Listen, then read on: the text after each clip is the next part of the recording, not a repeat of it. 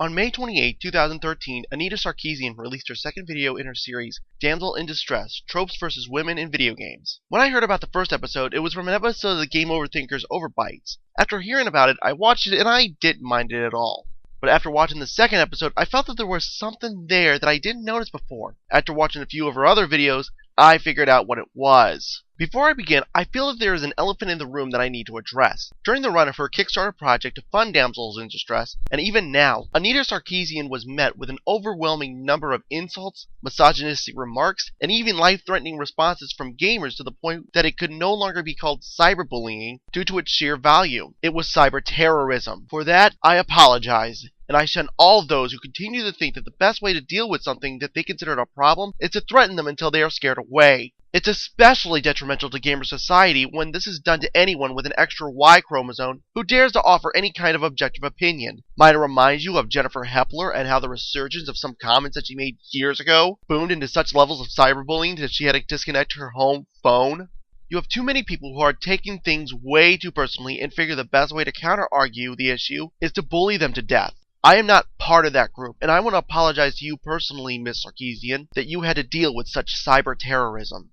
I am, however, part of what seems like the minority that will fight smart and call you out on using your platform to promote slanderous material. When Anita Sarkeesian presents something, she presents what it looks like instead of what it actually is. For example, Zelda is presented as a woman who is often kidnapped, but sometimes helps our hero. Inside of the context of the games, however, Zelda is actually kidnapped for something that she has. Normally, that is her piece of the Triforce, or her magically adept royal lineage. If not for that, Zelda would be left alone. To me, she's a desired damsel, and that makes her a much more interesting character as opposed to the shallow one that has been painted for us. Another example that is used to back this fact comes from another video where she talks about Bayonetta. She boiled Bayonetta down to a game where you play as a witch.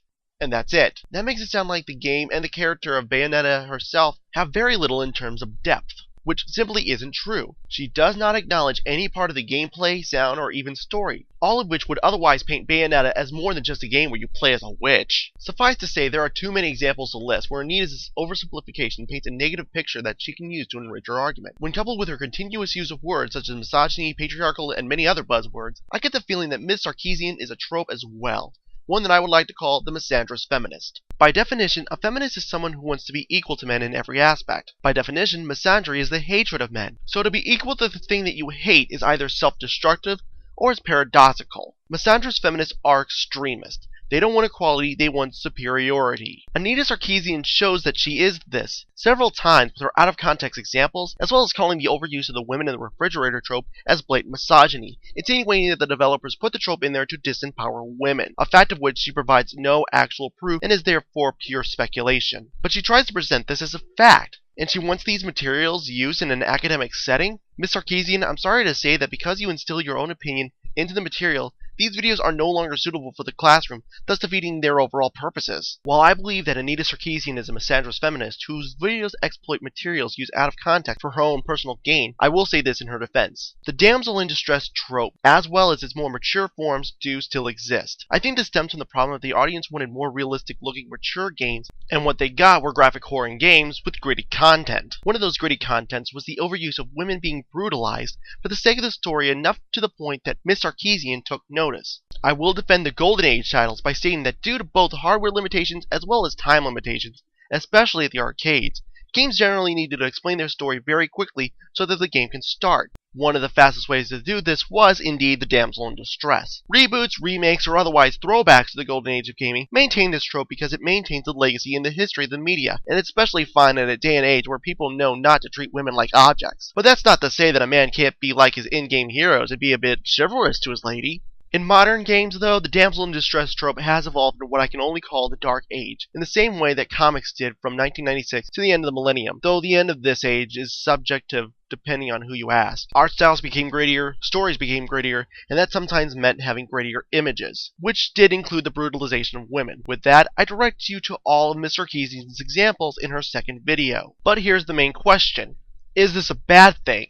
To be honest, this is two-sided. On the one hand, this is just a game, and most people who play games know the difference between fantasy and reality, so they know not to treat women negatively. On the other hand, it can display a market that is a bit cut off to women, and in this day and age, this is a really bad thing. According to a survey done by the Entertainment Software Association in 2012, 47% of all gamers are females, and not all of them are playing those easy quote-unquote casual games like Bejeweled or Diner Dash. Some of them are playing this games as us, including Harvest Moon, Pokemon, Persona, League of Legends, World of Warcraft, and even Call of Duty. So is it really a good idea to always have these gaming women play a man in a game where a woman is brutalized? I think not.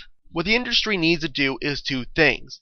The first is to have more female leads. Let's face it, it's always a sigh of relief to play as a female character in games. And while I do recognize that there are a lot of characters out there that have no defining gender traits, except for being in a male body, it's always nice to put a character like Link or Mega Man in a woman's body every once in a while. But if you're looking to make an original IP, that's easy. Just ask a woman what she wants in a role model. But what I find strange is that among the top answers are strong and sexy. I knew that women put more emphasis in beauty than men do, but if women like the pretty women of games, then it makes me wonder how much they would like a character like, say, Bayonetta. The second thing that the industry needs to do to stop neglecting the fairer sex is to stop using the brutalization trope. This is another way that the industry has been oversaturated by gritty, realistic-looking games that conform to a bleaker color spectrum. Not every title has to be a AAA title. You know how I know? Because New Super Mario Bros. Wii was not a AAA title and it sold over 2 million units. You know what didn't sell that much? Mass Effect 3, and I'm betting that games like Gears of War 3, while outselling Mario, didn't make as much money back on the grounds that it had a higher budget. So this proves that you don't need something.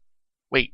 Gears of War 3's story was written by Karen Travis? Well, there's at least 3 million raging Xbox users who no longer have a right to complain about having an extra Y chromosome in their game. In conclusion, while I do apologize to Anita Sarkeesian for the cyber terrorism she had to endure, I believe she is abusing her platform to sell her misandrous propaganda as feminism. Does that mean she is wrong? No. The damsel in distress trope does still exist, and if it was kept to just being a woman getting kidnapped once in a game, it would be pretty tame.